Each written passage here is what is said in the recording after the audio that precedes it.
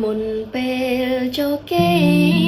ងនឹកសំឡេងមនុស្សដែលនៅឆ្ងាយផ្ញើចិត្តនឹកពីចំងាយទូឃ្លាតកាយក៏ចិត្តនៅក្បែរបើ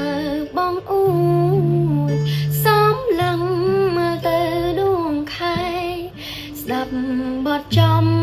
រៀងស្នេហ៍ដឹងតែថាអូននឹកបងព្រះច័ន្ទយុគនេះរះផ្លាស់ទីឆ្ងាយពីតារាឃើញច័ន្ទរះឯងឯកាទឹកនេត្រាហូរពីបេះដូងបងផ្ដាំថាមើលច័ន្ទបើអូននឹកបងឆ្ងាយគ្នាកន្លងតែ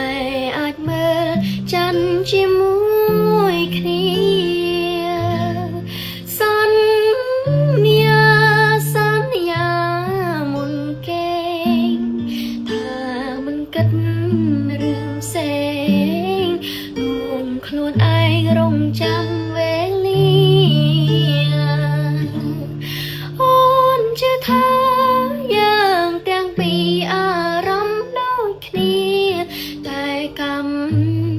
វេរីដាំតស្នេហាយើងឲ្យខ្សែស្រឡាញ់ប៉ុណ្ណាតែវាសនាព្រមឲ្យជួបគ្នាសន្យានៅតែសន្យាទោះដឹងថាស្នេហ៍គ្មាននិស្ស័យរៀងរាល់យប់អោខ្នាយបាក់ឈ្មោះចរណៃខ្នាយអូននឹង